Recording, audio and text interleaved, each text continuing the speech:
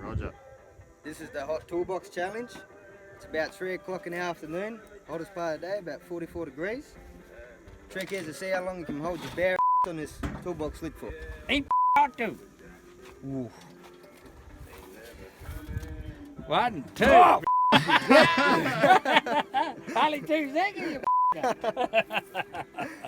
Righto, I nominate Matty Cridlin, Wayne Gilby, Jake Crozier, and Wes Gilby French, and Efan Degoumois.